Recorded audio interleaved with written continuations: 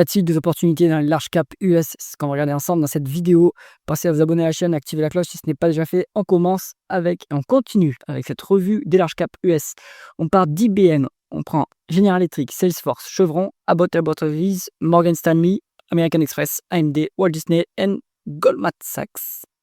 Allez, je vous ai préparé la watchlist comme d'habitude. Symbole de cotation boursière de l'entreprise, nom de l'entreprise, industrie dans laquelle elle opère, market cap, croissance du chiffre d'affaires en rythme annualisé sur 5 ans, multiple de valorisation par rapport au flux, VE sur EBITDA, ratio coût-bénéfice, ratio coût free cash flow, ratio cours sur actifs tangibles, rendement des capitaux investis, rendement des fonds propres, levier financier en termes de dette nette sur EBITDA, rendement du dividende, rendement d'actionnaire, free cash flow par rapport au bénéfice net, payout ratio qui est la proportion de bénéfice net payé en dividende. On commence tout de suite avec IBM. Donc IBM, on est plutôt sur une ESN, IT Services, 266 milliards de dollars de market cap, décroissance en rythme annualisé sur 5 ans. Il n'y a plus de croissance sur IBM, malgré de la croissance externe. Je pense qu'il y a eu aussi des cessions d'actifs, c'est pour ça qu'on a une décroissance sur les 5 ans. Là.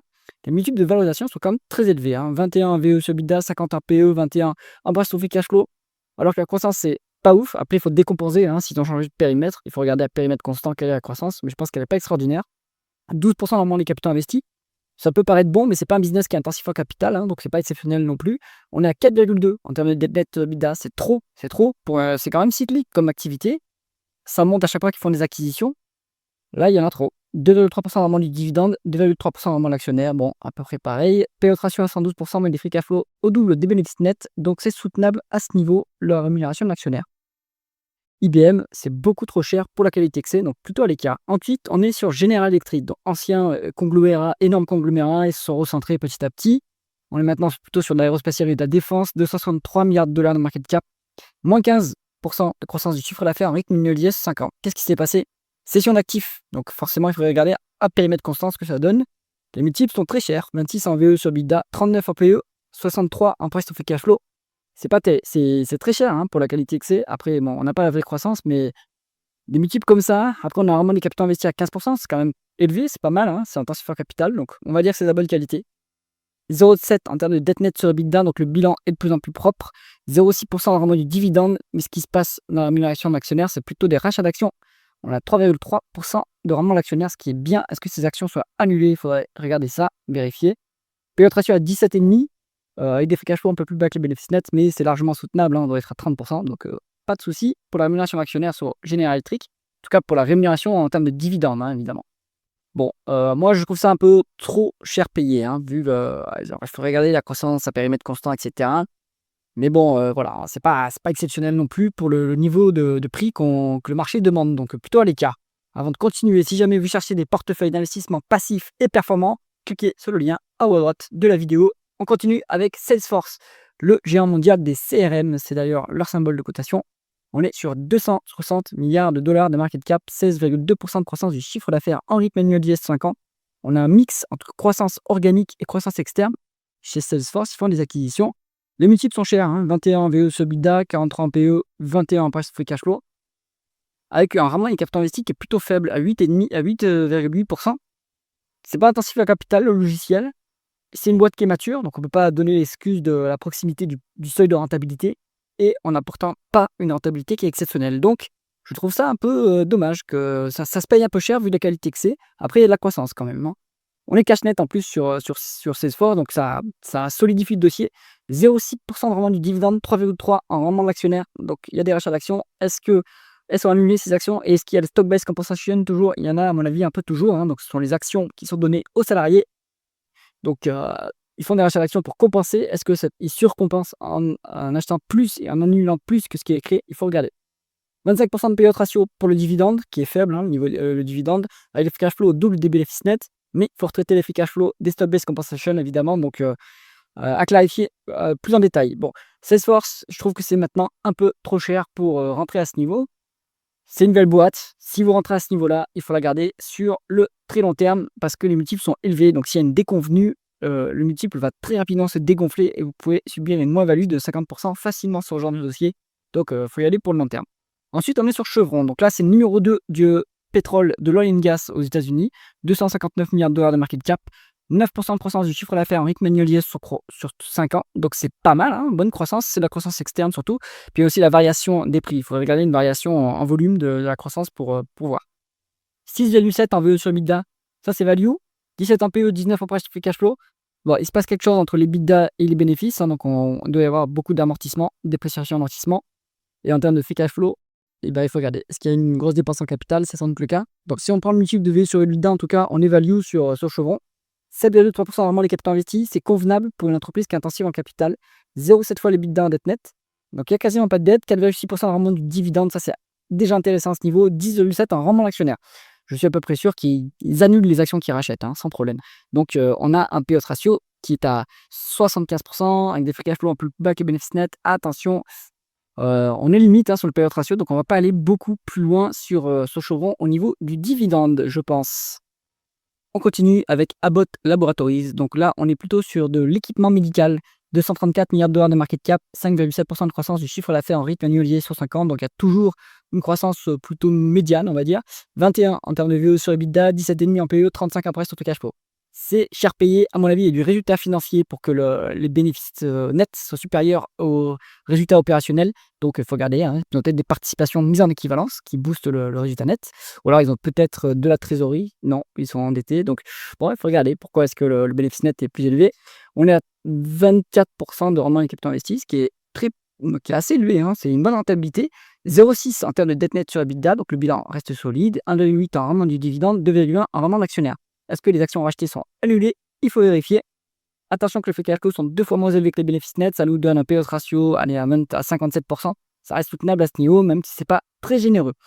Bon, ça se regarde à ce niveau, hein. Abbott, non, allez, après en termes de vue sur EBITDA, c'est quand même cher, hein, mais c'est des boîtes US, donc il y a tout qui est cher aux US, malheureusement, sauf le pétrole et le gaz, hein. Donc, vu la valorisation et vu le fait que la croissance ne soit pas énorme, je pense qu'il vaut mieux être à l'écart de ce dossier. Ensuite, on est sur Morgan Stanley. Alors, Net Capital Markets, Morgan Stanley, c'est plutôt la banque d'investissement. On est sur 231 milliards de dollars de market cap, 9,6% de croissance du chiffre d'affaires en rythme annualisé sur 5 ans. Il doit y avoir la croissance externe chez eux. 17 en PE, hein, c'est ce qu'on regarde pour les boîtes financières, et on veut être en dessous de 10, hein, pour les boîtes financières. C'est pas le cas ici, donc pas de marge de sécurité. Pareil pour les actifs tangibles, il n'y a pas de décote sur actifs tangibles, donc pas exceptionnel. On a vraiment des fonds propres à 14%, c'est convenable pour une banque, ça ce serait exceptionnel, vu qu'on a du levier qui est engagé. Alors ils n'ont pas, ici on n'a pas la valeur, hein, parce que le levier bancaire est différent, peut calculer un peu différemment, donc bon, on n'a pas un rendement des fonds propres exorbitant non plus, enfin énorme non plus, vu le levier. Bon, 2,6% de rendement du dividende, 4,7% en rendement de l'actionnaire. Donc il y a des rachats d'actions. Est-ce qu'elles sont annulées derrière? Il faut vérifier. On a un payout ratio à 44%. Donc c'est soutenable à ce niveau. Trop cher payé. Morgan Stanley, trop cher payé. American Express. Donc là, on est sur Met Consumer Finance. Oui, après c'est la carte de crédit. C'est moyen de paiement et carte de crédit surtout. Alors 230 milliards de dollars de market cap. 10% de croissance du chiffre d'affaires en rythme annualisé sur 5 ans. Donc il y a une bonne croissance. Je ne sais pas si la croissance externe, si vous savez, dites-moi en commentaire. Mais je pense qu'ils font les deux. On est à 23 en PE, 20 en price to free cash flow. C'est un peu cher payé. On n'a pas vraiment les capitaux investis, mais si on regarde le rendement des fonds propres, il a 34%, ce qui est pas mal, hein. On est cash net si la donnée ici est correcte. Donc bonne qualité du dossier. Après, hein, c'est pas si mal. Est-ce que je trouve que c'est pas si cher payé non plus pour la croissance qu'il y a et la rentabilité qu'il y a en face. 1% de rendement du dividende, 3,4% de rendement d'actionnaire. Donc il y a des rachats d'actions. Est-ce qu'elles sont annulées derrière? Il faut aller regarder ça. Un payout ratio à 20%, complètement soutenable. Donc American Express, ça se regarde quand même. Moi, c'est un dossier intéressant, hein. C'est pas pour rien, on a dit que Warren Buffett l'a dans son portefeuille de Berkshire Hathaway, hein. Après, bien sûr, c'est derrière Visa et Mastercard en termes de qualité, mais on n'est pas si mal. AMD, donc là, c'est un challenger dans les semi-conducteurs. Donc, ils essayent de challenger Nvidia aussi sur les GPU, mais bon, pour l'instant, il reste challenger. 224 milliards de dollars de market cap, 31% de croissance du chiffre d'affaires en rythme annualisé sur 5 ans, c'est énorme. Du coup, les multiples sont très élevés. Mais vu la croissance ici, j'ai du mal à dire est-ce que c'est si élevé que ça, parce que il faut regarder les estimations futures et toujours les prendre avec des pincettes. Malheureusement, rien n'est sûr avec la croissance, avec des marchés aussi en si forte croissance. Tout dépend de la variation des parts de marché, hein, et quand il y a une forte croissance comme ça, les parts de marché bougent à toute vitesse.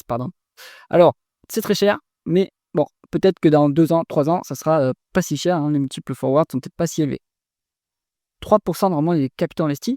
Bon, ça c'est typique d'une boîte qui est proche de son seuil de rentabilité et dans un marché où elle est challenger. Donc là, voilà, hein, ça nous indique que cette boîte-là, même si elle croît très vite, le marché croît très vite également et elle n'a pas la part de marché leader, hein, puisque sa rentabilité est faible. Peut-être que si elle arrive à conquérir les parts de marché, elle va réussir à améliorer sa rentabilité. Pour l'instant, c'est faible. On est cash net sur AMD. Pas de dividende de verser. Il y a un rendement d'actionnaire positif, donc ils doivent racheter des actions pour les annuler, j'imagine. Il faut aller vérifier. Donc AMD, oui, ça peut être une histoire de croissance. Pourquoi pas aller regarder, mais maintenant, ça vient avec un risque, hein, des multiples aussi élevés. Donc, comme d'habitude, il faut avoir la boîte sur le très long terme pour éviter de subir la volatilité qu'il y aura forcément sur le court terme. Ensuite, on est sur Walt Disney, 223 milliards de dollars de market cap, 3,7% de croissance du chiffre d'affaires en rythme annualisé sur 5 ans. Donc, il n'y a pas beaucoup de croissance. Ils essayent maintenant de rivaliser dans le streaming et ils essayent aussi de corriger les erreurs de la période avec le manager précédent, hein, qui a donné une orientation artistique assez woke et qui finalement n'a pas fonctionné. On est sur des multiples qui d'ailleurs reflètent un peu ça, hein. 12,6 en VE sur EBITDA, c'est pas très cher pour une boîte américaine, surtout une large cap. 25 en PE, 20,5 en price to free cash flow. C'est pas hyper cher non plus, hein, de Walt Disney. On a vraiment des capitaux investis qui à 6,6%. C'est pas exceptionnel. C'est pas exceptionnel. Je pense pas que ce soit un business très intensif en capital, hein, donc pas de miracle, hein, sur sa rentabilité. 1,9 en termes de dette nette sur EBITDA, donc il y a un peu de dette en plus au bilan. 0,8% en rendement du dividende, 2,5 en rendement d'actionnaire. Donc il y a des rachats d'actions. J'espère qu'ils annulent ces actions pour reluer les actionnaires. On a un payout ratio à 19%, ce qui est soutenable avec les free cash flow plus élevés que les bénéfices nets.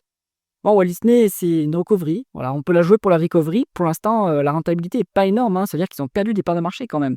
Croissance pas exceptionnelle non plus. Donc, pas une énorme conviction non plus. Si on veut jouer ce dossier, on peut le jouer pour l'expansion des multiples et la recovery. Mais voilà, hein, ça viendra aussi avec de la volatilité. Goldman Sachs. Donc ça, maintenant, c'est une banque. Avant, c'était plutôt de la banque d'investissement. Ils ont aussi maintenant un bras banque de détail. 212 milliards de dollars de market cap, 9% de croissance du chiffre d'affaires en rythme annualisé sur 5 ans. Un PE au-dessus de 10, donc ça, c'est pas bon. On veut de la marge de sécurité, on veut un PE en dessous de 10. Maintenant, les banques américaines sont très rarement en dessous de ce price earning.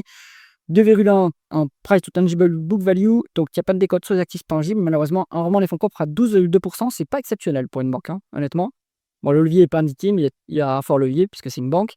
1,7% en rendement du dividende, donc il rémunère surtout les actionnaires avec le rendement de l'actionnaire, hein, 8,2% de rendement de l'actionnaire, donc il rachète des actions assez massivement. Je pense qu'il les annule à ce niveau. Un payout ratio à 30,2%. Donc le dividende est soutenable. Après, ils utilisent une énorme partie de leur bénéfice net pour racheter des actions. Bon, voilà, c'est trop cher payé, pas assez de marge de sécurité sur Goldman Sachs. Alors, dans cette liste, qu'est-ce que j'aime bien?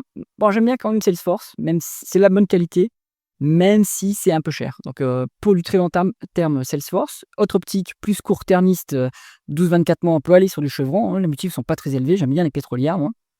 Sur Abbott Laboratories, normalement, il n'y a pas assez de croissance, malheureusement. Donc, j'aime bien aussi American Express. Et pour de la recovery, Walt Disney. Et maintenant, pour AMD, si on veut jouer de la croissance, ça peut être intéressant, mais attention, c'est très cher, hein, donc plutôt pour du très long terme. J'espère que cette analyse vous intéresse. C'est le cas, mettez un pouce vers le haut et pensez à vous abonner à la chaîne. À bientôt.